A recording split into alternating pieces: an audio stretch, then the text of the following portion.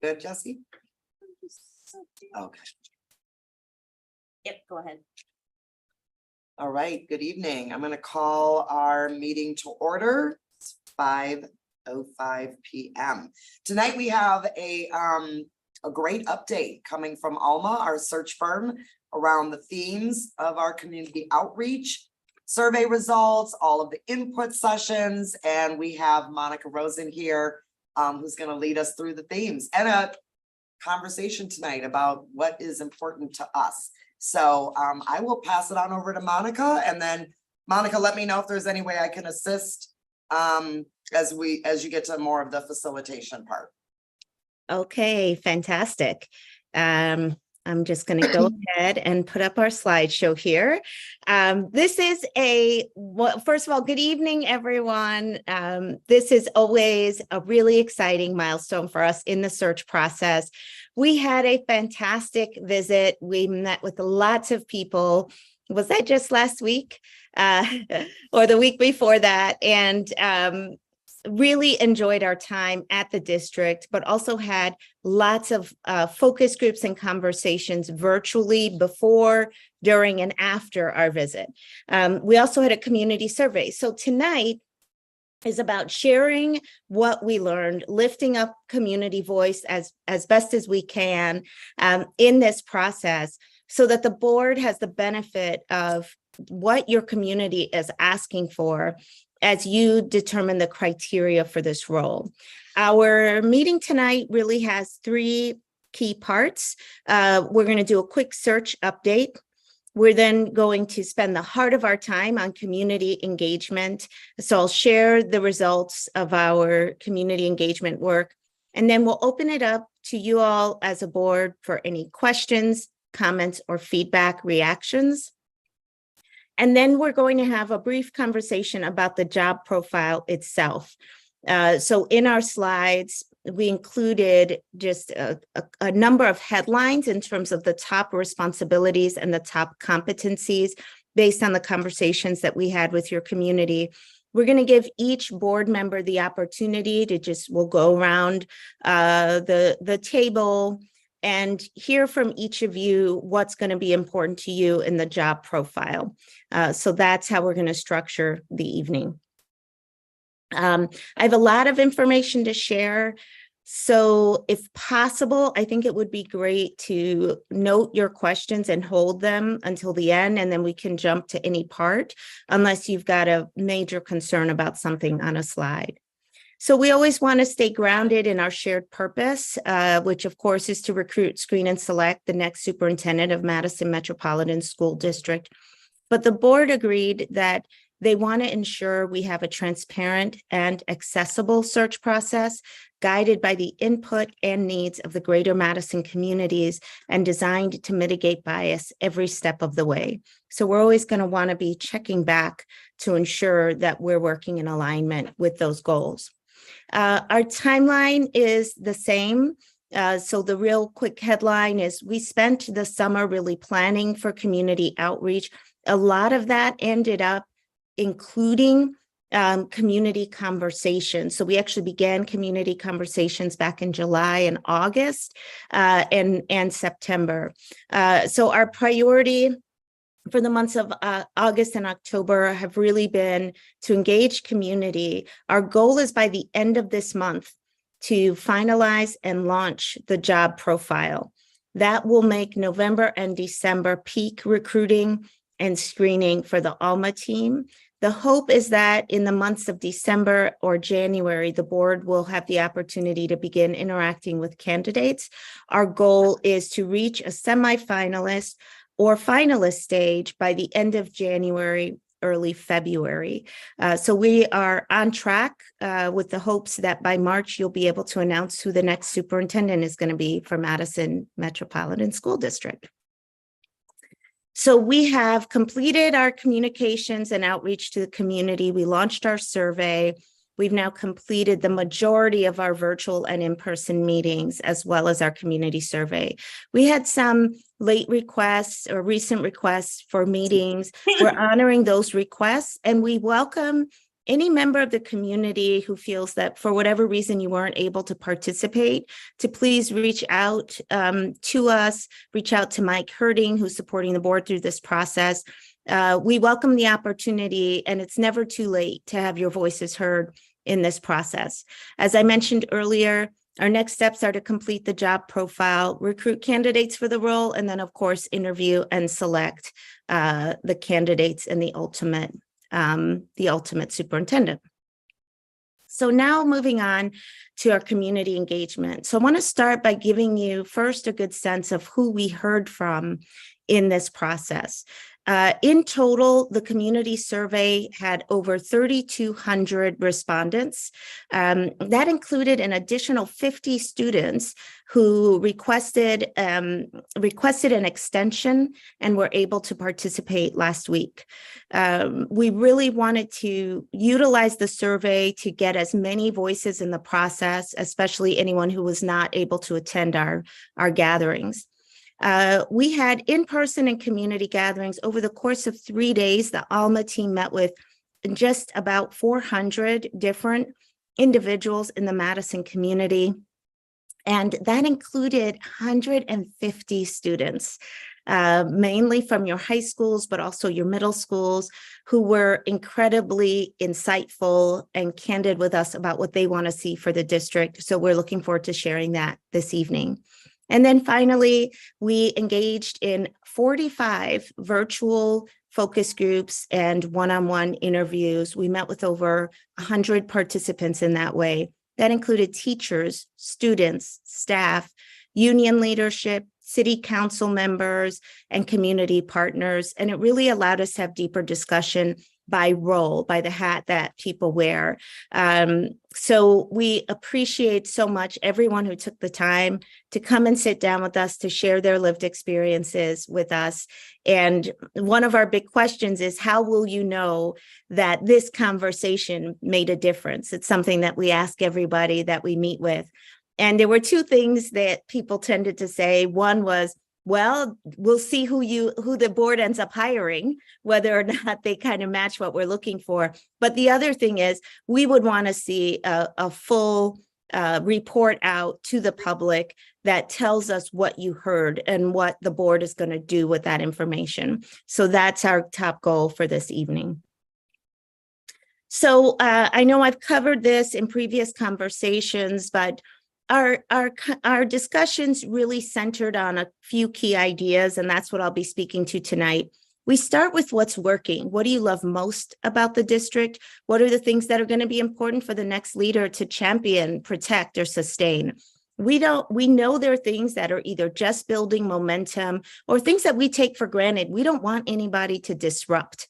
And so we ask every group, what are those things? Of course, we always have a conversation about the top areas of improvement. And then we talk about the role itself. What are the skills and experiences that people want their next leader to bring? We also ask, what, if anything, you haven't had a chance to share.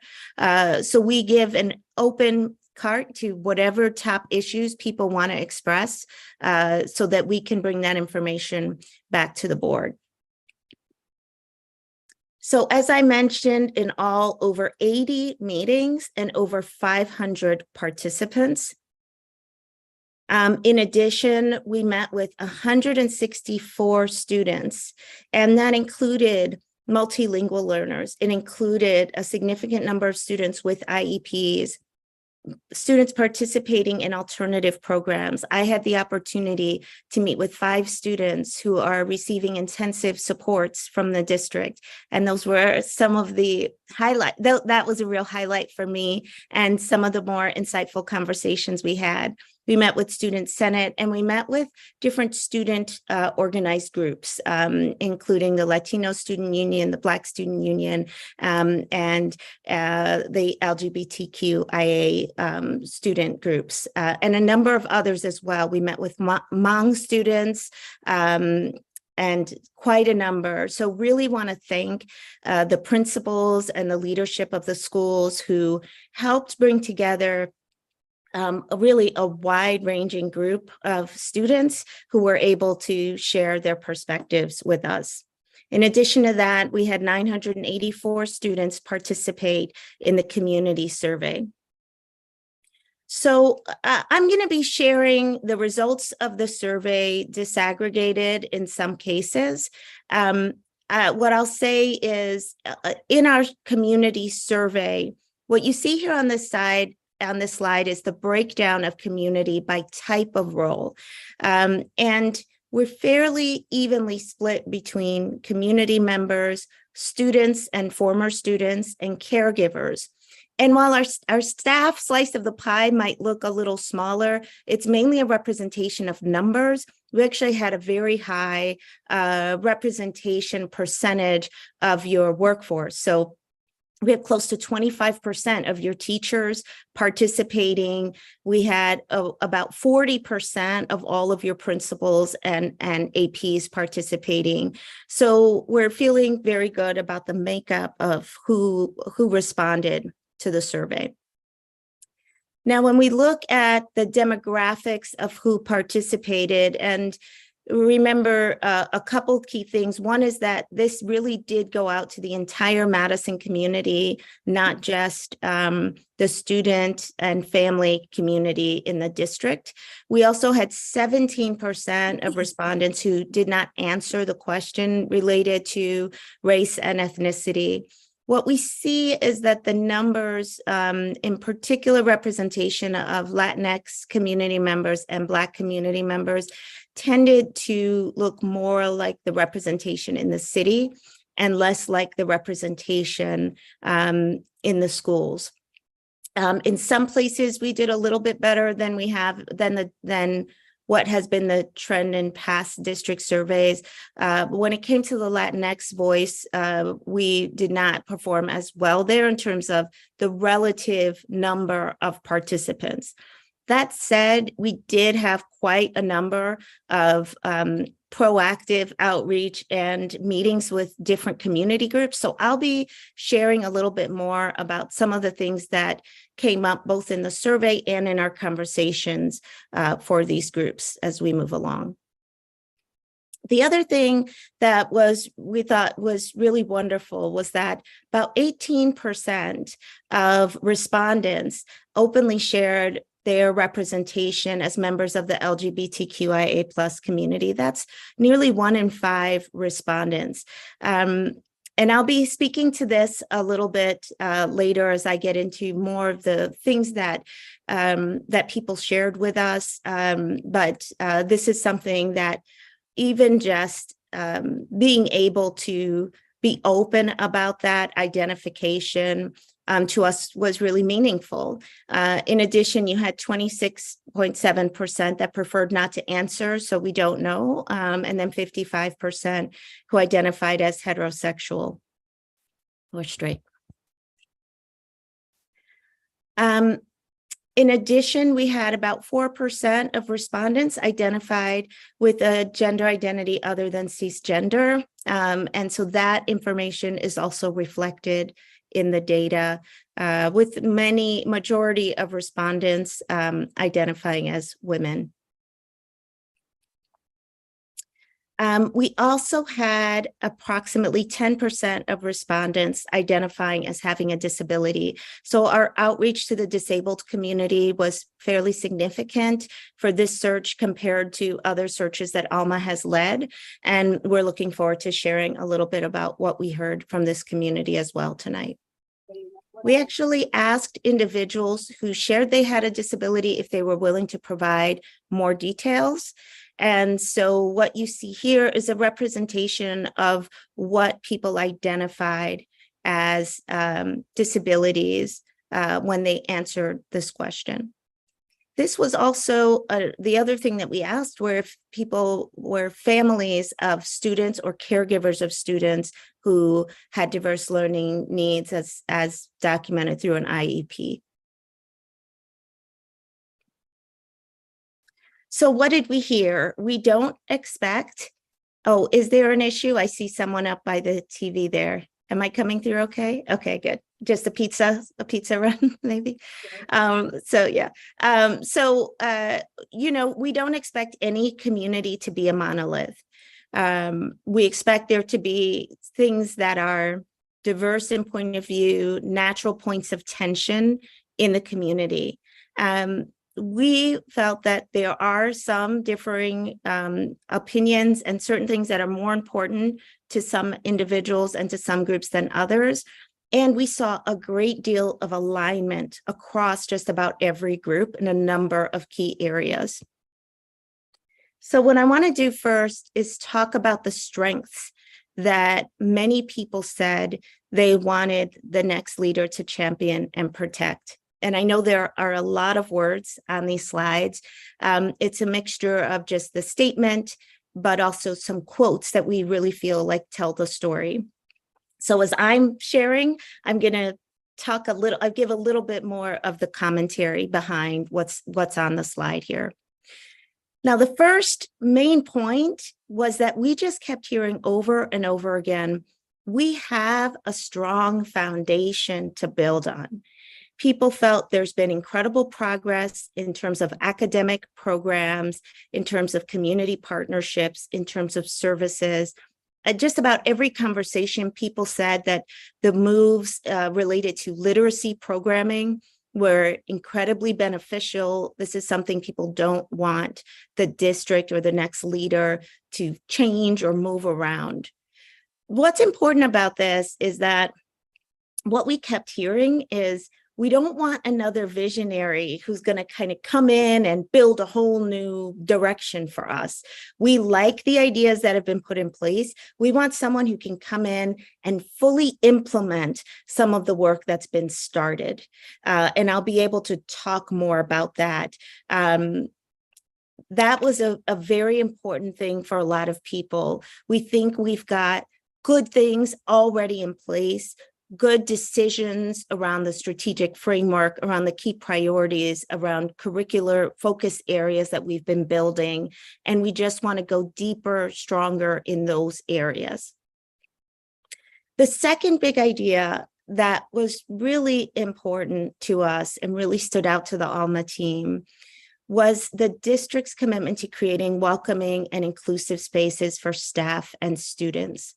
So we had a teacher as an example who shared, several teachers pointed out, I can have my Black Lives Matter flag or my rainbow flag or button, and I can create a space where I know my students are valued and seen and welcomed, and I don't have to worry about any backlash for that. I'm not going to get in trouble. It's not going to be considered controversial. And I really appreciate that. What your students said multiple times is, I feel seen by my teachers. And I know there are teachers who make a point to create safe spaces for me.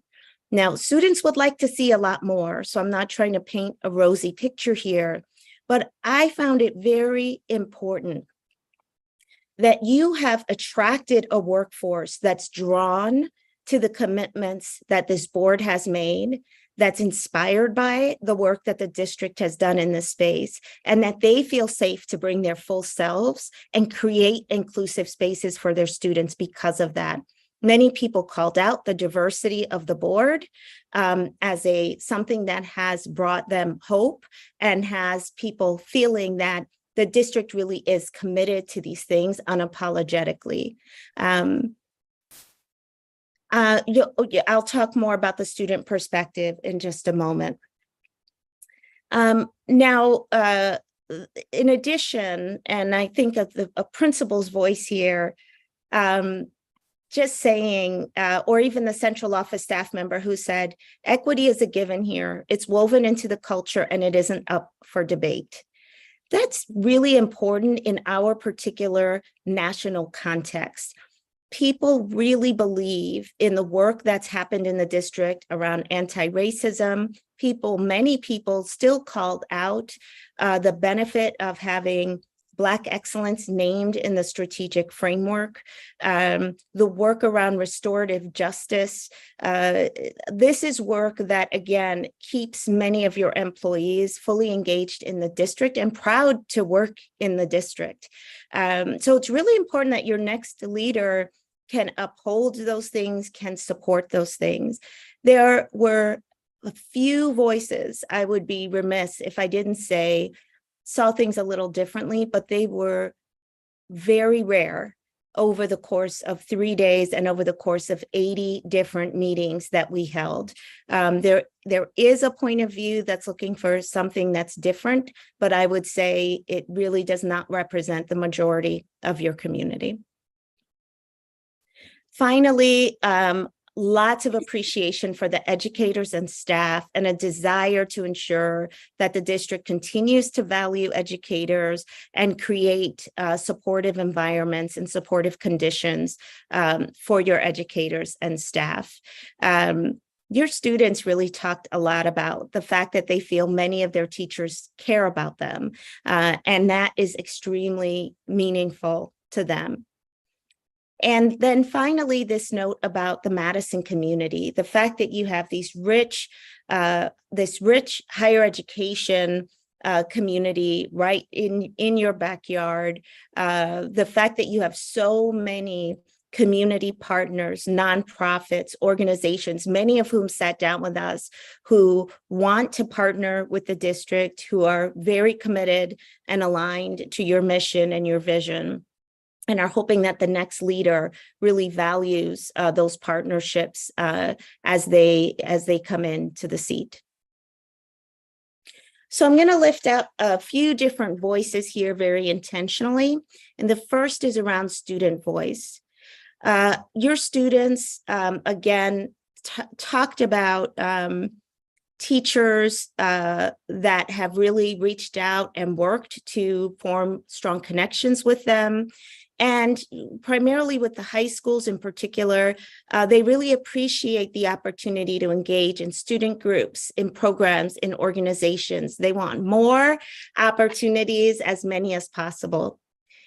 Where they focused on in terms of areas for improvement was they felt they didn't have enough of a voice in the ongoing work of the superintendent seat. They want to have more of a seat at the table. They want to have more of a structured role and opportunity to be able to share their insights with district leadership.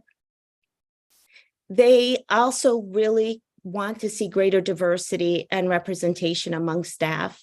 So, and this really took a few different directions, and one that was particularly moving to me was a high school student who said representation isn't just about race and ethnicity. He said, and he identified as a Latinx queer student, and he said, we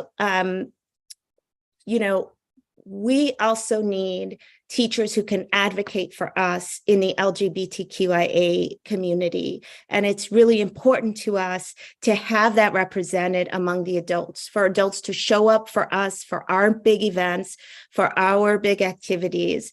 And that was something that was, really important to this student. But also really represented. We had a young Black woman student who said to us, when I see somebody who looks like myself in a leadership role, it gives me hope that I can do the same things, that I can achieve those same things. And students feel like, yes, there has been progress, but it hasn't been enough. They want more diversity in the classroom. The third thing they talked about was greater representation of their cultures. And this really was across Hmong community, Latinx community, and Black community in particular. Students said they want to see more of themselves in the materials that are being taught. And this wasn't just students of color. We actually had white students who named a concern around African-American studies being not a full year program and wanting a full year for those programs. We also heard from students wanting access to year-round spaces that affirm religion and identity, with an example of a Muslim prayer room available year-round for students. The next big thing was around supports for diverse learners. And supports for diverse learners came up a lot in our meetings. But what your students and your high school students shared are two important points of view that I want to lift up here.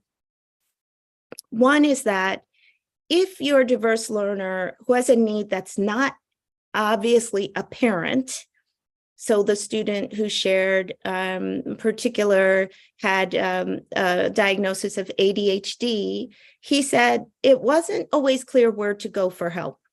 And their request was that in their schools, there should be an opportunity at the start of the year for school administrators to sit down with students and say, here's where you can access mental health supports. Here's where you can get support for different diverse learning needs. Here's where to go if you need help.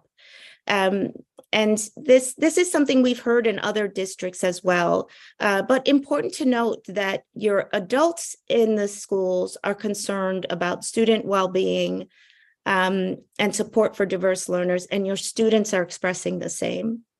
And that extends to bullying as well as safety in the schools.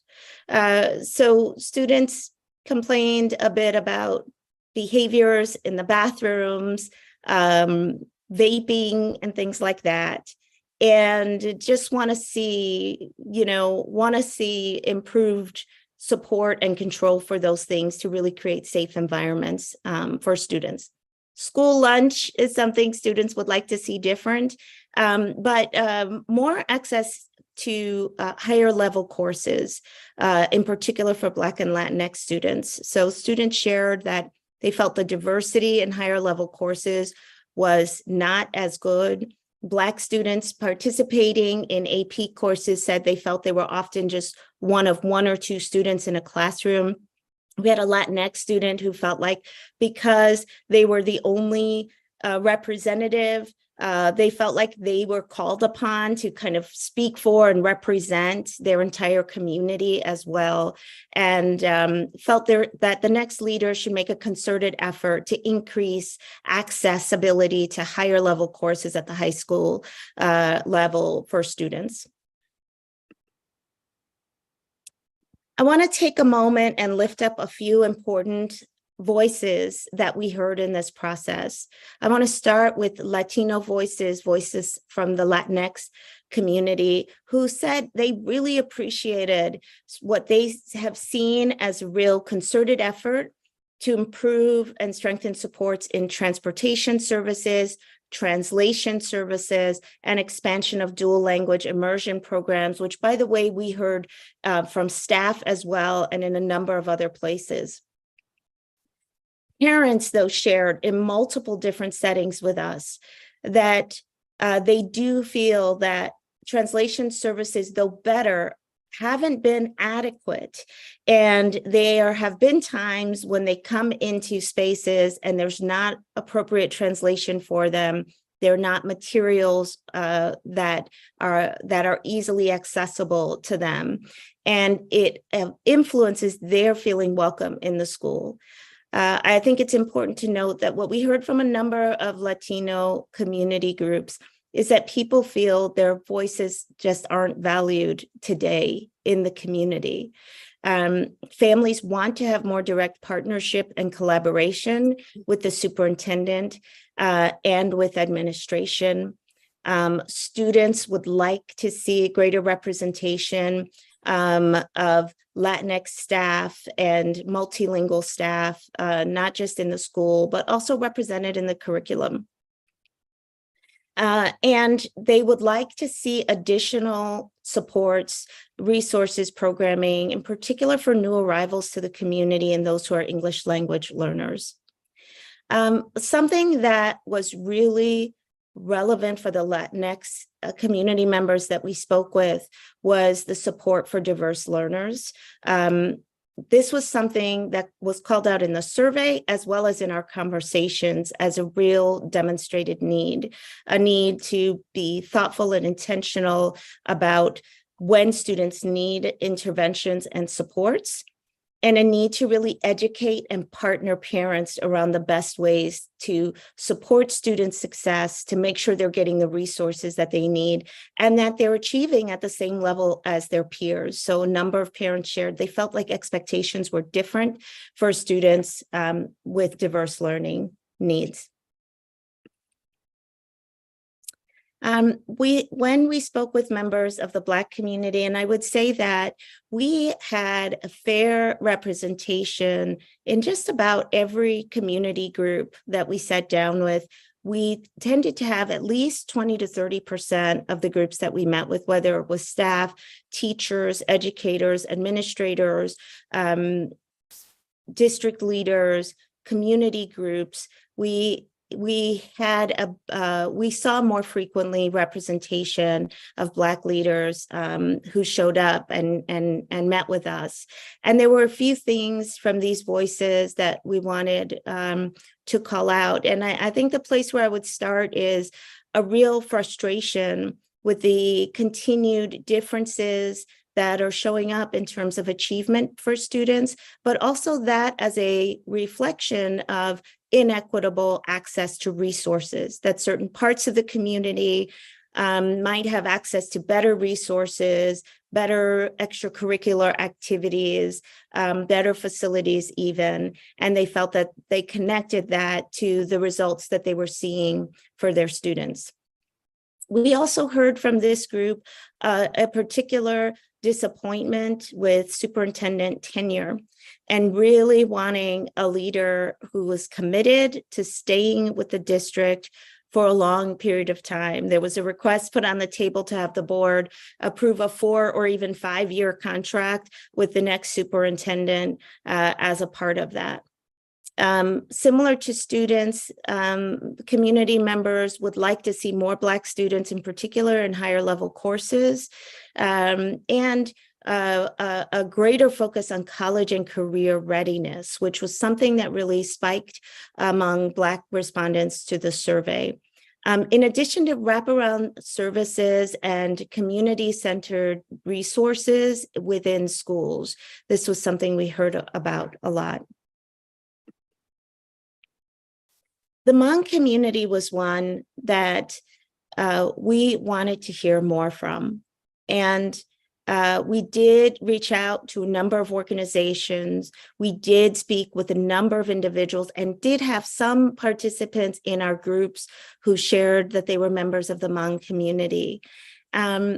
Your Hmong students expressed a need to see more representation of their culture in the curriculum and coursework.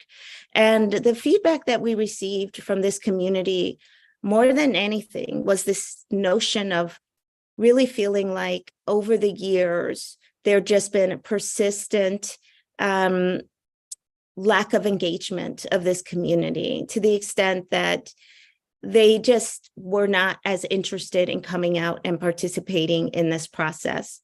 And so we really see an important need for the next superintendent to prioritize the Hmong community in particular and engage in really structured ways to ensure that their voices are heard, that their particular needs are being addressed in the district. Now, I want to share a few things from the survey, in particular disaggregated by certain roles. And first and foremost, safety and health and well-being was a top priority for just about every single community that we spoke with. This is not atypical.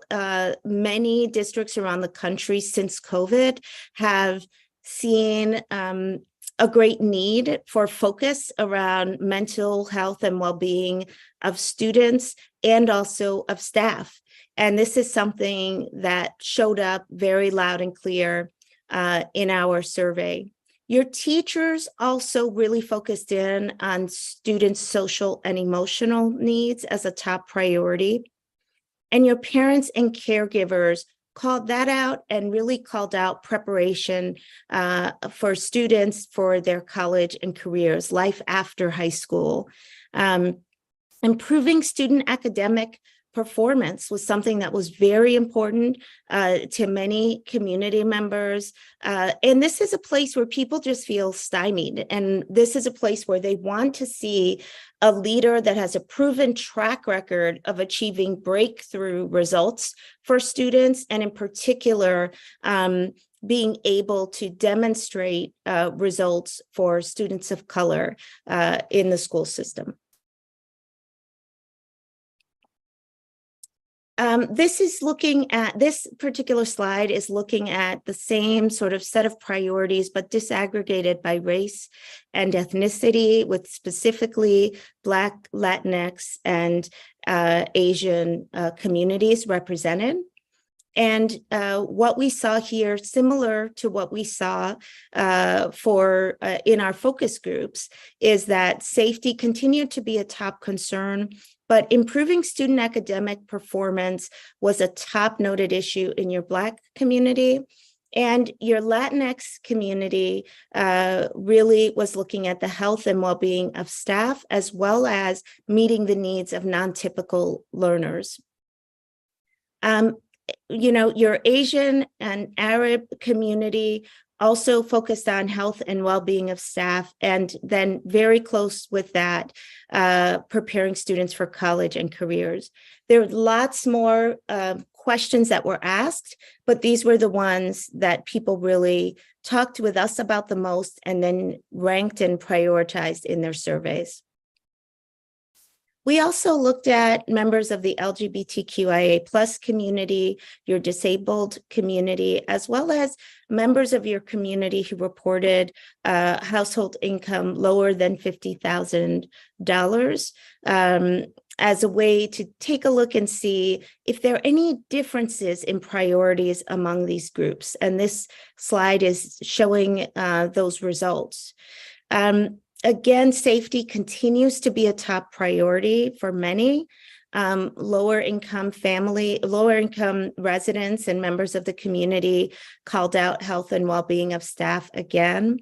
So we ended up having the same set of top 6 questions, but where people peaked in terms of what they were looking for was a little different. So your LGBTQIA community, and your parents of students with IEPs or 504s, or those who self-identified as having a disability, were very focused on meeting the needs of your diverse learners.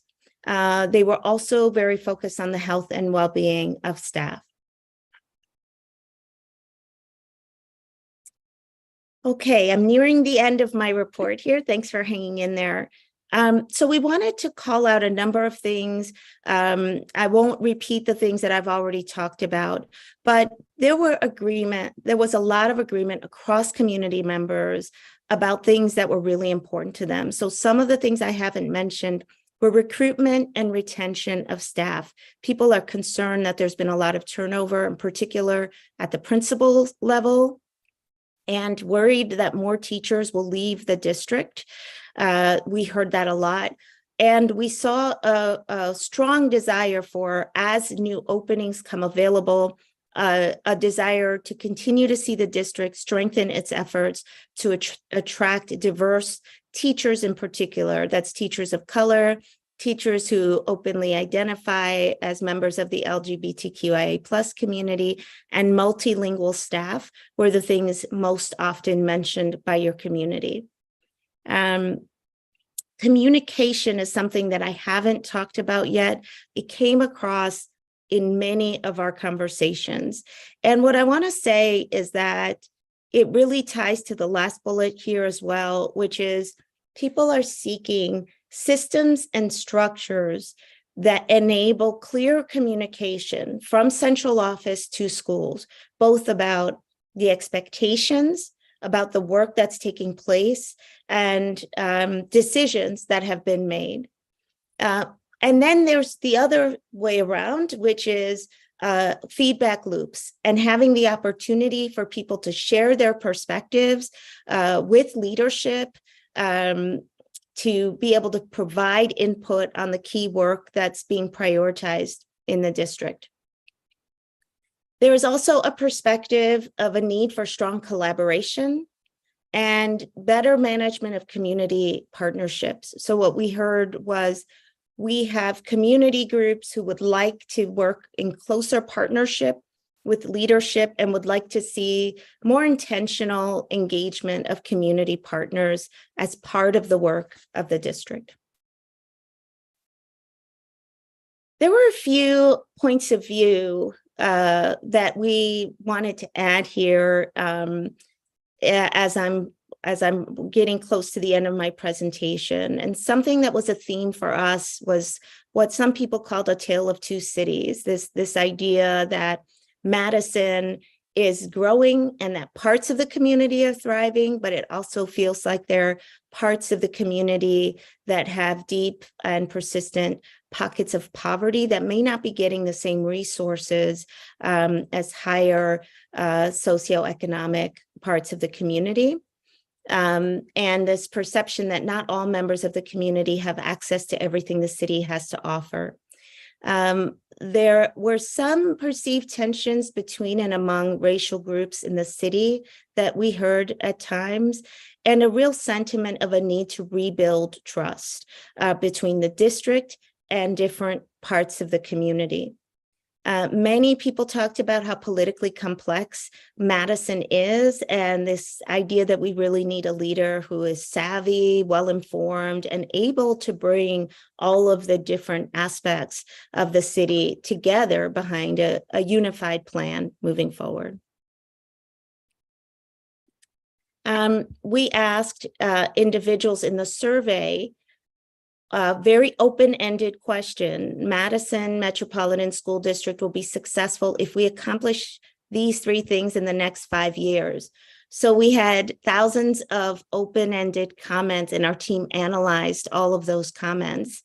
And what came up, and these are people's voluntary words and what they're supporting, really mirrored a lot of what came up in our open conversations. So this idea of really supporting staff, of focusing as closely as possible and really prioritizing academics, strengthening school safety, both for students and staff, working on making sure schools are fully staffed, increasing trust, collaboration, and transparency. And though I haven't mentioned it earlier, really focusing on being fiscally responsible, ensuring the district is financially sustainable and is managed responsibly from a financial standpoint.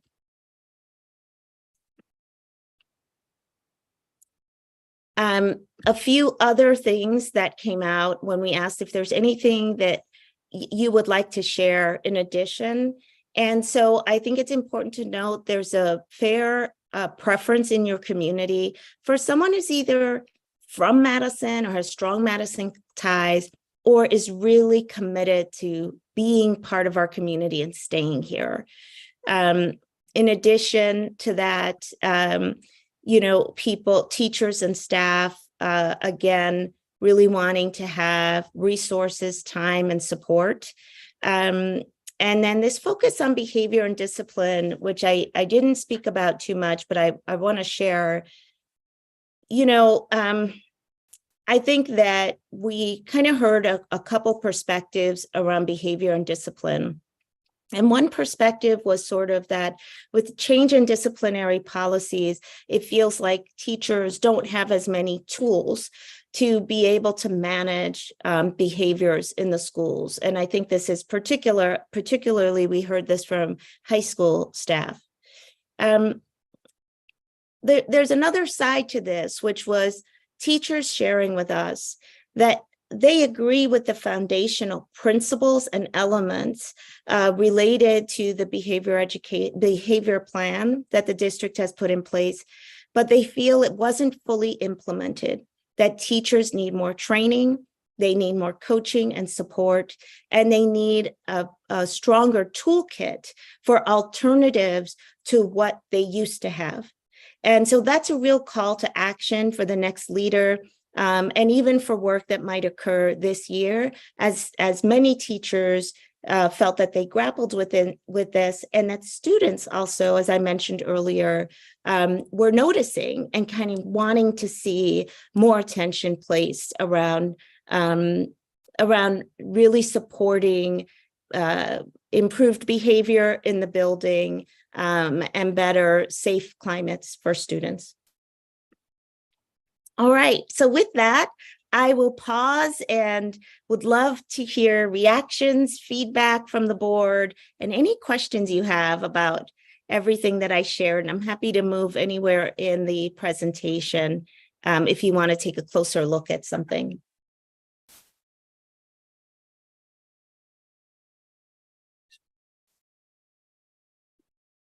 And President Nichelle, I'll look to you to call on people if that's okay.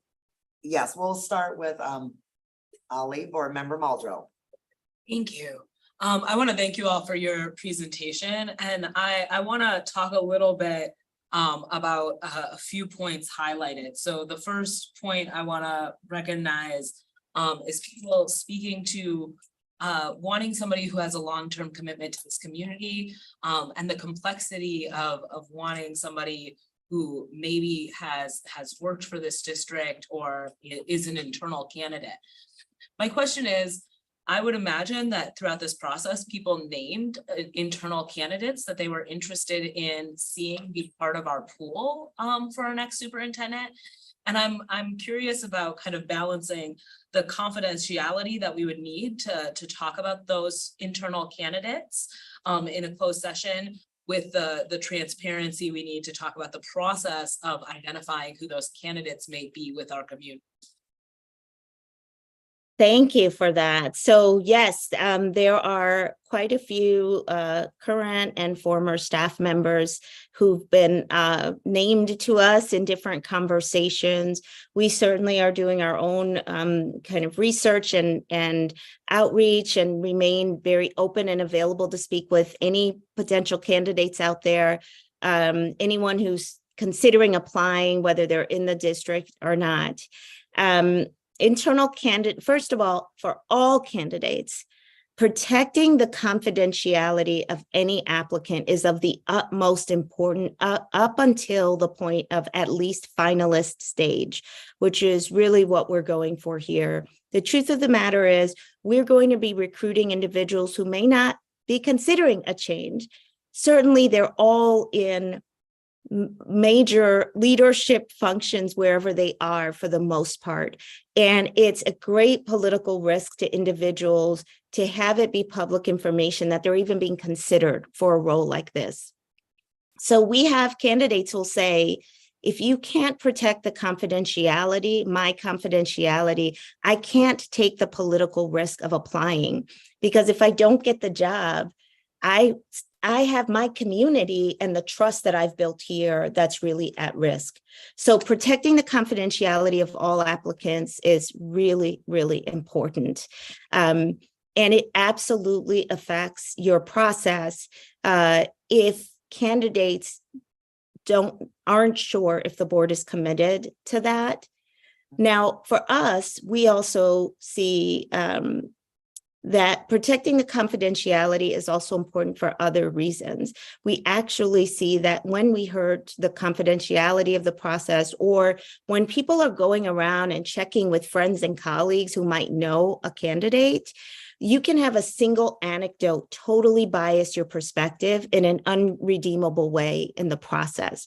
So we really try to have our boards as much as possible to trust the process, to trust the focus on competency, and to allow the candidates to demonstrate their skills before you go out and try to find your own perspectives about individuals. Now, to your question, Ali, when it comes to internal candidates, for one, they're likely all high performers in the district today if they're internal to the district. And we value them in the roles they're already in. So it's really important to us. And at Alma, we always take this carefully because we were each internal candidates at some point in our careers and had our own experiences, positive and negative.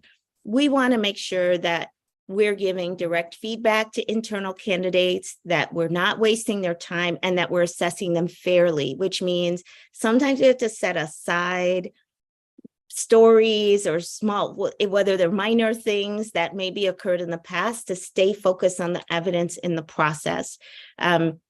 Especially for promotional opportunities, sometimes it's hard for us to envision someone in that next level up, where somebody who's coming from outside may not get that same kind of maybe second guessing that we might give someone that's already known to us. So Ali, I kind of went a few different directions there. Did I answer your question around confidentiality? You absolutely answered my question. I greatly appreciate that answer. And I deeply look forward to this board being able to go into closed session and really get that feedback from our community, because I think when our community says, hey, this is somebody I'm interested in you strategically reaching out to, they want us to be mindful of that person's privacy. They want us to be mindful of that person's family, and they want us to engage that person in a way that would make them confident that they can be in this process and be successful and be respected. And I also think that that balance between the confidentiality of our candidates and the transparency with the community, that represents the integrity of this board. And so I really appreciate the way you explain that. The other thing I want to say is, there are factors that determine whether or not someone can be our superintendent that are beyond the control of this board, meaning that whether or not somebody is qualified in Wisconsin to be the superintendent is different than whether or not they're qualified to be the superintendent in Ohio, or whether they're qualified to be the superintendent in Seattle. And so I would never want to put somebody in a position where you're discussing whether or not they're qualified to be in this role per state statute in Wisconsin publicly. And I think that we need to be really mindful of the different factors we have to take into consideration as we pursue hiring for this position. I want to thank you for emphasizing our LGBTQ community. I think it's a really phenomenal thing to see 20% of people self-identify as members of the LGBTQ community, and to, feel confident that this district will take that information and use it to represent who we are and who we're looking for to lead our district. So thank you for doing that work. It is particularly meaningful to me, given the political climate in Wisconsin and what happened recently in our capital. That being said, I do want to ask, how will you use that feedback, or how have you used feedback like that in the past to assert to candidates that a community is welcoming and affirming of LGBTQ folks, and we expect that from our leadership? Yeah, so as we talk about the job profile, I think this is something we must make sure is represented there and named. And I think we should also name the board and the district's commitment to your Black and Brown, your BIPOC community, your Black and Brown communities, your disabled communities as well. I think part of it is how we talk about what this next leader needs to accomplish. And the other thing is to talk about the things that are inherent values that the next leader needs to really sustain and champion. So those are the places that are coming up immediately for me. We'll talk eventually about the finalist stage in the process. And I do think that this is a community who should also be well represented at the finalist stage and should have the opportunity to ask questions that they feel their community in particular is concerned about or wants to learn more about, whether it's about the LGBTQIA community or about other things that they know their community cares about. So we'll have time to talk about that as well, but that's the other place, Ali, I would look to see those voices well represented. Thank you so much for this work. I just want to remind our community that this is not your last opportunity to participate in this search. It's a marathon, not a sprint. So if you are out there and you want to be involved every step of the way, stay tuned and we'll make sure that you can be a part of this, because I think one of the great things about this process and working with Alma is emphasizing the voice of the people who live here and work here and go to school here. So thank you all so much for your work. Thanks for making sure our students were heard from. Thanks, Ali. I'll share, and then why don't I just see if there are any other board members who have any reactions. The first thing I wanted to just say as I was going through the first part of your presentation, where you were talking about the number of people engaged in the surveys, the input sessions where your team was here in Madison for 3 nights, and then all of the one-to-ones, is how grateful I am to our community for participating, right? Like, I think that sometimes when you have turnover in these kind of roles, it can be easy to, I don't know, like disengage actually. And so the fact that we were able to get as many folks completing the surveys and showing up, I'm just really, really grateful. And so I do want to thank the community, and I want to thank you, Monica, and your team, and all of our district folks who really were working hard to make sure that we were hearing from as many voices as possible. That's the first thing. The second thing that comes through loud and clear is how big the expectations are for this role. Yeah. You know, like I hear that we want an instructional leader who can get after the academics. We want an equity leader who understands the importance and the commitment of the diversity of our school community. Our larger community is going to partner and collaborate with the diversity in our community. We want somebody who is community engaged, community committed, politically savvy, an HR leader, a fiscal leader, somebody who really values our educators and will be very collaborative and will take care of safety and security and do all of that without changing much, because we are committed to the foundation that we've built. You know what I'm saying? So I'm being a little snarky. I'm being a little snarky, but very fair. All of that makes me think about just how important I think it is for the board, for us to be clear about what kind of results we would like a superintendent to have with young people in our district. And if there are other kinds of results we would hope our superintendent would deliver on. So like, I think some of the things that I'm hearing are leadership styles, or, you know, traits of a leader, right? You know, somebody who can build trust, be community focused, collaborative. And I also think that, you know, one of the things that the board is also responsible for at the end of the day is like, we're not responsible just for hiring. We're responsible for supporting a superintendent, evaluating a superintendent, being clear about what we think.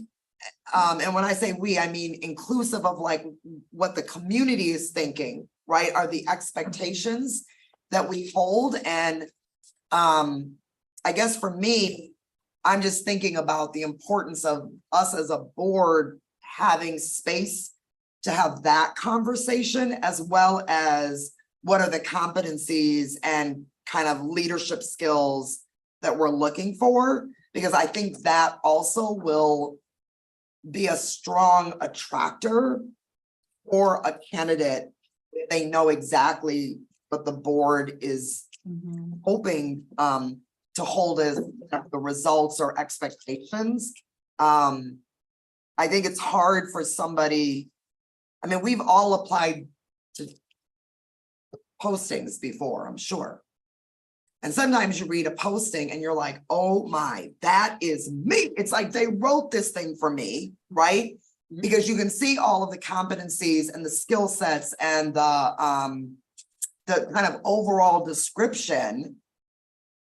And sometimes it works out beautifully that the job profile or posting matches your gifts and talents and the organization is a good fit. And other times you might have all the things in the postings, but it's not really a fit in the organization. Do you know what I mean? Like you hold a different, I don't know, philosophy or approach to the work. So I know this doesn't sound very clear, but I think what I'm trying to say is I appreciate everything that was lifted up from our community. And that's a lot. That's a lot. And I want to hold that, knowing that we probably won't find like the perfect person. And we have to be clear as a board about what seems like reasonable expectations for our next superintendent to accomplish and deliver on. And so I'm just hoping that that will become clearer as the process unfolds. And I'm wondering, Monica, in some of the work that you've done, have you been able to incorporate like board members, I guess, expectations for the kinds of results they want into the process? And where does that show up in the process? Thank you, Nichelle. So first of all, I totally agree. And we usually know we've got the job profile right when everybody is saying this is a unicorn. This person may not exist. So we want to get the things that are most important to the board, but we know no one's going to like check every single box. And part of the beauty of our process is to have you have your eyes wide open about the things that are going to be natural strengths for your next leader and the places that are not going to be natural strengths or where they might need extra support or thinking about the team structure around them, things like that. So we don't expect to find a superhero here. We're going to find human beings who have things that are real track records. So part of the job for you as a board is to be able to figure out what matters most, and also, where there's kind of relative priority among some of the different criteria. But I will say, Nichelle, for like in a more maybe traditional superintendent executive search, the job profile isn't as, detailed as ours. And this really is about how you will not just assess the candidates, but how you will measure success for the person once in the role. So we do see the clarification of the job profile as the foundation and basis, even for how you will evaluate this person once they're there. Now, to answer your question, different boards have had different preferences. So some have focused very specifically on the responsibilities of the job, and others have focused on the outcomes expected in the job. For example, some have mentioned a levy that might be in the district's near future. You might list out, the work that needs to happen with the levy and what your leader is going to need to do related to that, or the completion of the facilities work that's so heavy, and we got to see ourselves walking through many of your buildings. The work that's happening on the facilities front. So I do think there's a good benefit to being able to speak to the things that will help you to know this leader is successful and how you will assess that in this process. Great, thank you so much. Yeah. Are there other board members who would like to share just any reactions or impressions from the feedback from all the community input? Board member Mosner-Feltham. Thanks. Hey Monica, I don't have I'm having some tech issues. Can you? Okay, hi. Thank you. Thank you for working on this. it's exciting to see how much overlap there is across communities.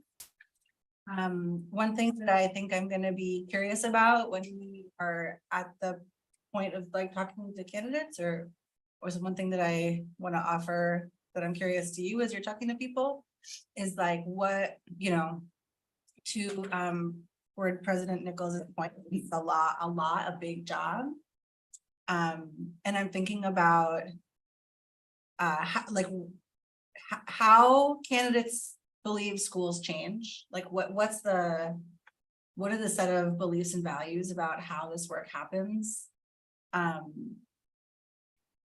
You know, there's lots of ways to change schools, and I'm thinking about like some of the like cities in the US that are in actual educational crisis because their leaders are changing schools like a lot and fast, but in a way that's destructive. And so I'll be curious to hear from people like, okay, you have the competencies. What's your vision for how schools change? Like how do these things work together? And then I guess, I don't know if now is the right time to throw it in the pot. But I'm thinking a lot lately about assessment so right now we have like there's like a national pushback from some of the standardized testing companies to move back in that direction. We're using some standardized test measurements now in this year in MMSD, and as is appropriate, I think in some ways. But I think this is also like going to be a major question for schools going forward, is how schools and school districts are responding to the changing assessment landscape. And so I'll be curious to know about that, and to connect that with some of this feedback that I heard you bring up from community members. What I picked up on is like people want a lot of nimbleness and freedom through our school system, right? For things to be flexible and personalized and open and different for individuals, which I think is valuable. And I'm thinking a lot about like, okay, well, what does it take to do that? And what are the trade-offs if you're going to do that? And I would hope that like we could be really clear, or whoever we hire could really articulate like something clear about that, right? Like if we're going to go in the direction X, Y, and Z, what that means is we're not going in direction A, B, and C. Because I think that to lean towards some of the like broad partnership, individualized learning across the board, right? Whether or not it's legally required, has what trade-offs that I think can be valuable, but we should be clear about what they are. I hope that was a helpful response. Yeah, I appreciate that. And it raises up for me something that wasn't as prominent in my report, but that we did here. There is a great deal of value for autonomy in the schools. And what we heard has been a track record in the district of really seeing central office as a support arm for schools, but allowing schools to figure out what's best for their communities and how to implement work in a way that works well for their communities. So I agree completely with you about this notion of being open and flexible, but still providing the training, the support, and the tools that people need to really do things well. So I did kind of see a little bit of that. I think it's an interesting question about the assessments, and even just how do you measure success of students? And what does that look like beyond the standardized tests? I think there are a lot of people who feel like we should see more movement in the standardized tests, and we want to see measurable allocation of programming and resources in a different way across schools based on student need, in a different way than what they perceive it to be today. So I see all of those things, and I do think the community is looking for more than just test results, but really looking at how do we define student success beyond their time even in the district. And it'll be interesting to be able to discuss with you all how that shows up then in our screening process. Mm. Is that? Are you good? Mhm. Okay, Thanks. Thank you for adding that. Vice President Pearson? Yeah, I just wanted just to say, and just the appreciation of our students really coming out. I know that that was something that we really wanted to make sure that we focused on, and that we made sure that they were heard, and kind of going directly to them. So kudos to your team in getting the extensive responsive from the students. I guess my question is just, I know that there were some students that sent some emails today, just about like the share out of information for them, and what the follow-up will look like. Because I think what ends up happening a lot in our communities is that we expect folks to participate. We gather the information from folks, and then there's kind of like, not necessarily no follow-up, but it's not follow-up in which they expect the follow-up to happen. So I guess just hear from you all of like, I know that we're having this meeting and we're going to be continuing the profile and the process. And as Ali mentioned earlier, we'll also be having openings where folks can still participate. So it's not the only time to engage, but what does the follow-up look like from Alma now that we've collected all of this data from everyone? Are we sending out reports? Are we creating graphics? Because I do think the information that we got from folks is useful, not only for this profile, but also for the work that we are going to be conducting in as board members. And so, yeah, I just wanted to know what that looks like for follow-up. I think it's an excellent question, and we have several options. I really like your idea of creating a sort of executive summary, because there's a lot in these 35 slides here. So we could certainly create kind of a summary. We're also, I know that, Mike Herding helped to create with the district a website, so we could post the whole report on the website for anyone who's interested. I'll be really curious what feels like the best way to get information back out to students. I would be very open to creating a briefing that has student voice, and I think we should share the job profile with the community, with students, and ask them if there's anything they would add or change once that's created, so that their voices can be heard there. Again, we are hoping to have communities participate in finalist interviews. So that's something in the coming weeks we'll be deciding with you as a board, or you'll be deciding as a board. And so I do think there's a real opportunity to consider having a panel of just students, where students get to choose the questions they ask the candidates. I just want you to know we've done this a number of times now, and students are always the toughest interviewers. Like, they ask questions nobody can predict, and you really get to learn a lot about your candidates when they're interacting with students. So that's another opportunity I hope we get to do, Vice President. Yeah, thank you for that. I appreciate that, because especially the open forum for students to be able to ask an interview. So I'm looking forward to that. And then just in line with what President Nichols said, is just the expectation setting for the community, I think is super important. Although that we've gotten back the extensive feedback, and the glass is very tall in what we're expecting from the community. I guess just management of the expectations, I think is going to be important on our part moving forward, just so that folks know that we have compiled everything and we will definitely consider, but it's not the final one. So that's it. Thank you. Thank you.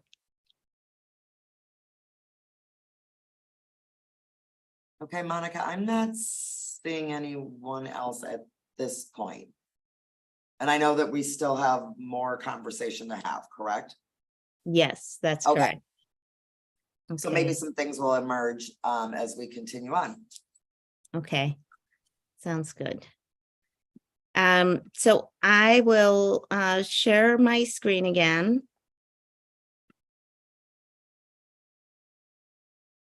And we're going to talk about the job profile. So, there are certain aspects of this conversation that are really about how you will screen candidates for this role. At this point in time, what we're going to do in this open session is to share what we see as the ALMA team as implications for the role. And then we're going to allow each board member the opportunity to share what's going to be important to them in the screening, meaning in terms of the qualifications that you want to make sure is reflected in the job profile. So we'll have each of you go around. It could be things you've already seen, or could be things that don't feel represented well enough. I'm going to end on a slide that has like headlines in terms of responsibilities and also competencies, so that we can hear reactions from the group if you think we've got the right kind of headlines, or if there are things you either want to make sure are covered within those, or that needs to be lifted up in the profile itself. And that'll be the completion of our evening. So first, we really think your community is looking for someone who's going to champion students and ensure that Madison is a model of safe, inclusive, and welcoming schools. Among the things that we heard, and I'll show you survey results connected to this in just a moment, is a desire for a leader who's a strong and clear communicator, and that involves listening as well as sharing, and being reflective as well. Somebody who is able to promote trust and build trust, build coalitions, build partnerships. So this relational piece is very important here. And someone who views families, views staff, views students, views the community as real assets and partners in this work. Your community is asking for systems leadership, implementation, and execution skill above all. They're less interested in somebody who's going to bring in a whole new vision for the district. They really want to make sure programs and services are appropriately resourced, fully implemented, that staff have the tools and the training they need to execute on the goals that really have already been stated. So we think this means someone who can kind of come in and bring all the information together, and then to be able to say, here's how we're going to move forward, but not necessarily re-debate, open up for, exploration if there's a whole new direction that we want to go. And I can speak more to that if you're interested. So when we asked the community about the most important skills and attributes of the next superintendent by stakeholder group, we heard these things coming up loud and clear from all of your communities. Strong, clear communication, putting the best interest of students first, seeking and responding to feedback, being skilled at managing competing priorities, and maintaining a focus on diversity, equity, and inclusion. There were some differences among members of different race and ethnicity, but the top two were the same for all groups, and that's this communication piece and putting students first. Your Latinx community certainly wanted to see the focus on seeking and responding to feedback. It really aligns with what I shared earlier, and creating an inclusive and welcoming environment as well. which was something that your Arab American, Middle Eastern, East Asian, Asian American, South Asian community, including Indian Americans, they were also asking for this focus on creating an inclusive environment. Your Black community, in addition to the top two, really were focusing in on seeking and responding to feedback as well. So here is the slide that has a kind of a first pass at the responsibilities that are seem to be coming up in terms of your community voice and the skills and experiences that people should bring to the job. So I'll read through these and then would really love to go around and hear from each board member just what are the things you think important. Are they reflected here? What would you add? What might you change? So first is, and these are headlines. So the way our profile will go, and to Nichelle, President Nichelle's question, President Nichols' question, sorry, we might, have specific deliverables in here that you would look to evaluate the superintendent against. I think we'd have to speak, to Ali Muldrow's question earlier, what's the right format for the board to have that conversation?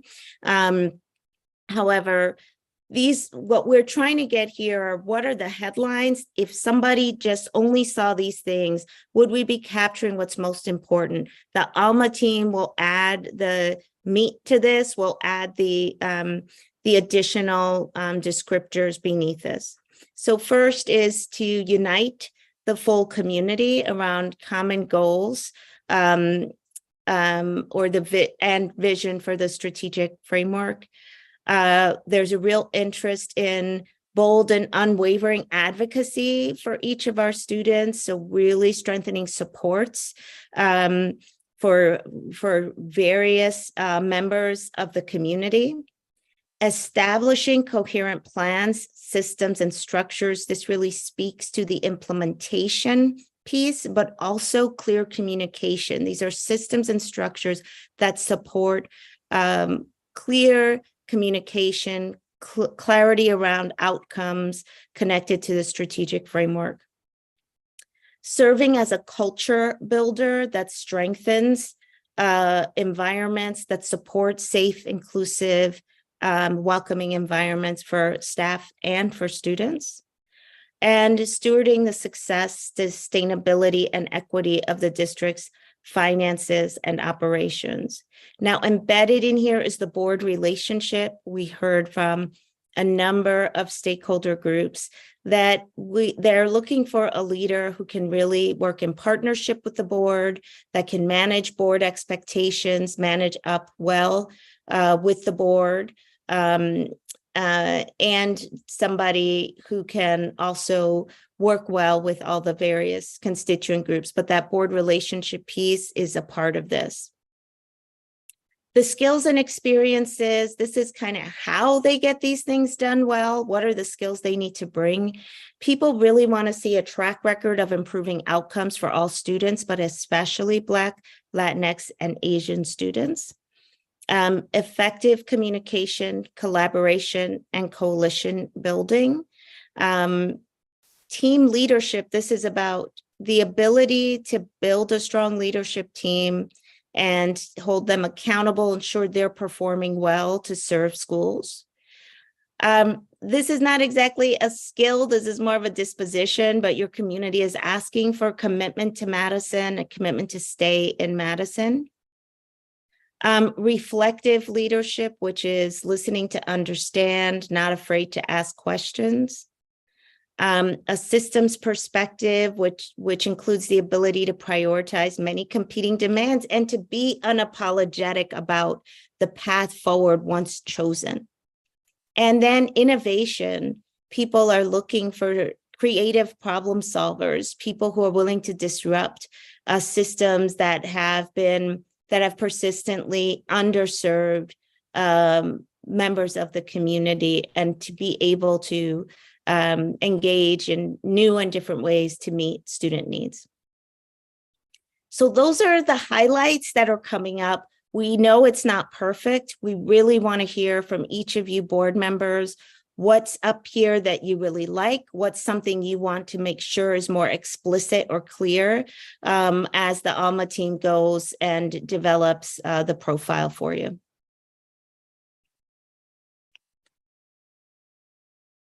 All right, Monica said that she wanted to hear from each board member. If there are things on the job profile that, you know, really resonate with you, certainly amplify that. If there are some things that you think are missing or need more detail, please add that. And we'll start with board member Castro. Thank you for getting us going. Yeah, one thing that want to know if you think it's embedded in one of these points or could be added is using research and data to drive decision making.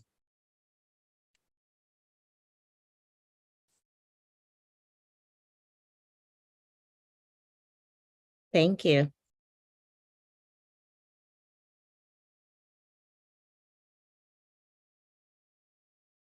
Board member Castro, are there, if you look at kind of the key responsibilities and then the skills and experiences, are there a couple that really resonate with you as being pretty spot on? Or in the opposite view, is there something listed that doesn't seem to speak to what you would be thinking should be there? Yeah, I think point number 2 being a bold champion for students. I think the district is, I know the board and district is very united in a commitment to social justice. And so wanting that person to be in lockstep with us on that, I think point number 2 is really important in that regard. And it just kind of speaks to like the vision of the district, like that mission statement, the why we do it. Mhm. Thank you. All right, Vice President Pearson, thank you very much for going next. Yeah, thanks. So the systems perspective with the ability to manage and prioritize competing demands, that for me kind of strikes also at the top. Obviously what Savian said also resonates with me high, but I think one thing that I think is super important is being able to have that systems perspective, but also be able to ground that perspective in actionable and tangible items. So I guess that's the only thing that I'm trying to figure out how to say that effectively. So it's, although having these system perspectives and being able to be innovative, what does it look to actually ground that and implement, or something about implementation, I think would be extremely important in this. Got it. Thank you. Mm-hmm. All right, thank you. Board member Vandermeulen. Yeah, sorry. I like number 2 with the champion bold and unwavering advocacy. The only thing I would add would be for our First Nation and Native students, I think that needs to be called out there specifically. We are on their land. We are 1/3 of the state is native land. I think therefore it should be called out by name. The other one that I think is the most important though is to serve as a coherent plan systems and structures. We have great ideas in this community. We do things very well, idea-wise. It's the implementation that's the hard part.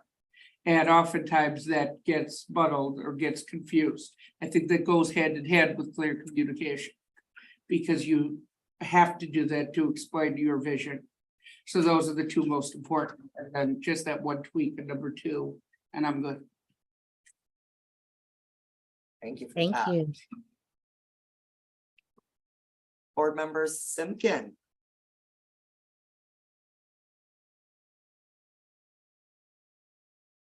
Oh, can't hear you. You're muted. Sorry. Most of this resonates deeply with me. I see this as the same things that I have on my separate list, that is side by side with it. And so I just want to lift up also, the importance of someone with a track record for improving outcomes for students. That's something that we've wrestled with for decades. And so I want to make sure that that's said out loud. I very, very much appreciate, on the left-hand side, the championing of all of our students. And of course, we want to lift up those who often feel, less seen. And so I really appreciate that as well. The one piece that isn't on here that perhaps falls under some of these categories, but I think it's important for it to be explicit, is the category of strengthening the professional climate and culture for our staff, which I think is very directly connected with the ability for our staff to work to their fullest potential, which then gives our students all of the chances to achieve their fullest potential. And so I just want to make sure that that connection is explicit as well. And I think everything else on my list is replicated here. I am so thankful for our community and for your group for bringing this forward in a way that feels digestible, considering the enormity of it all. So thank you very, very much. Thank you. Board Member Castro, can you hold one moment? Let me just see if Board Member Mosner Feltham wants to go, just so we can get everybody, and then are you okay with me coming back to you? Okay, thanks. Are you ready? Yeah. Add any- Mhm. Okay, thanks. A couple of things are going through my mind. And I'm gonna start with a couple that are really clear. And then, you're good. I'm sorry. You're good. No worries. And then say something that's a little less clear and hope that Monica, with your expertise, you can like parse the parts that make sense from it. Where it says commitment to Madison, which I've talked about, really caring about a lot, I wonder, one thing that I'm thinking about is like commitment to Madison and Madison's future. Like I think about, we could have a superintendent who stays for only a few years, but like I mean, I guess the example that you brought up about a longer term contract, and I don't know how I feel about any of that, but like, you know, these people's lives, they gotta do what they gotta do. And so, and I'm thinking about like, you can have a commitment to Madison's future that doesn't necessarily include you, but that would hopefully show up in your decision making. And so I'm kind of thinking about how we make sense of that, right? It's commitment to Madison and commitment to Madison 10, 15, 20, 50 years in the future. And like a vision that responds to that. I'm kind of wondering about in that thing where it says innovation, disruptor, and creative problem solver. I'm wondering about adding something about like with realistic timelines, or with like a acute change management analysis or capacity analysis.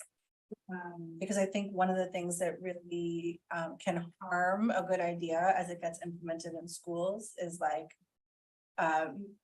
you forgetting to ask a question about what the capacity to do it is. And I'm thinking about experiences that I've had and things I've watched unfold. But like, you know, if you want things to change, you have to have a real sense of like what's actually possible next.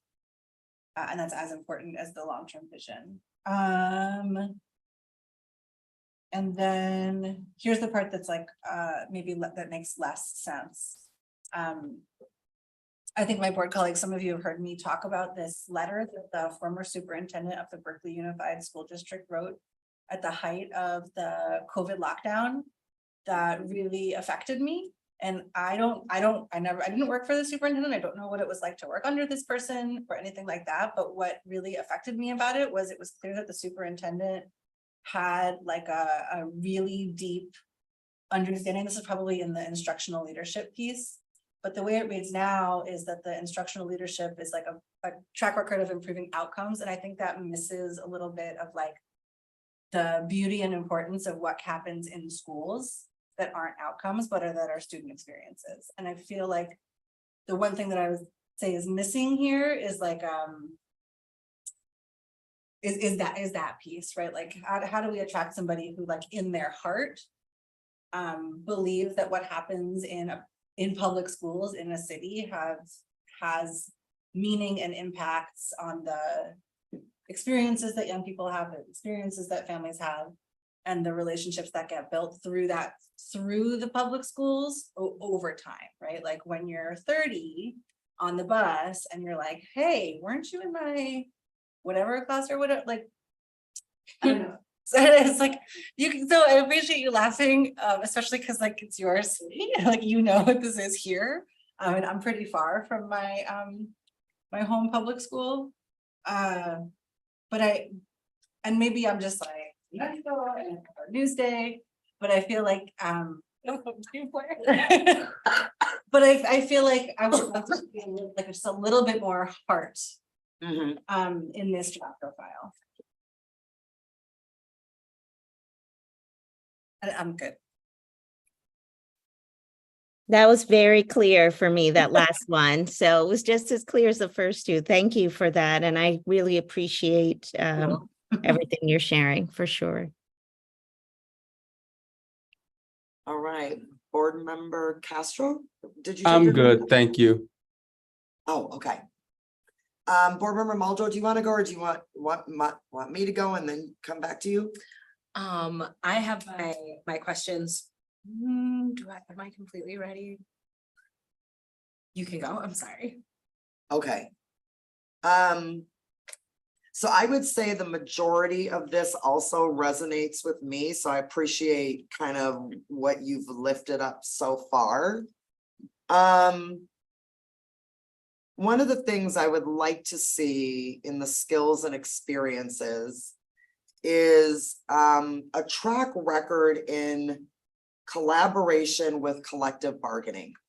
Yeah. I feel like that's a big part of our school district, and we need a superintendent who understands or hopefully has had some experience and is kind of walking in willing to do the collaboration and partnership that is needed and not see it as a, I don't know, as a something else. Okay. Zero sum game. I also would like to see more explicitly. So right now there is a. Okay, let me just see if I see it.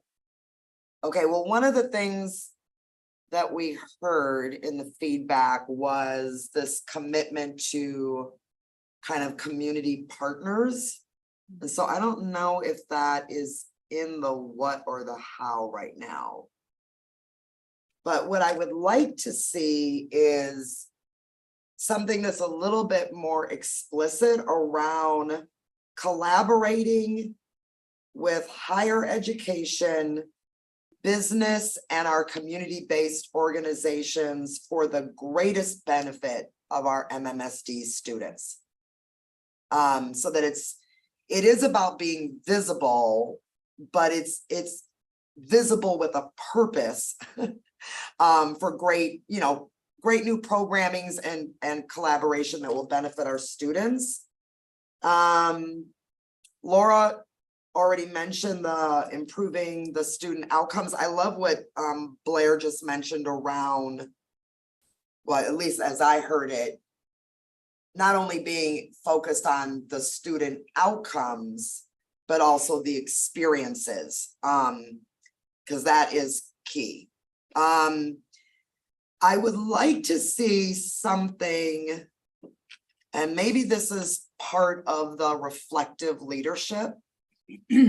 I think it's really important for a leader to set the conditions for people to be able to collaborate and be honest and show up with their full selves. And you create either the conditions for people to want to do that, or you create the conditions where people withdraw.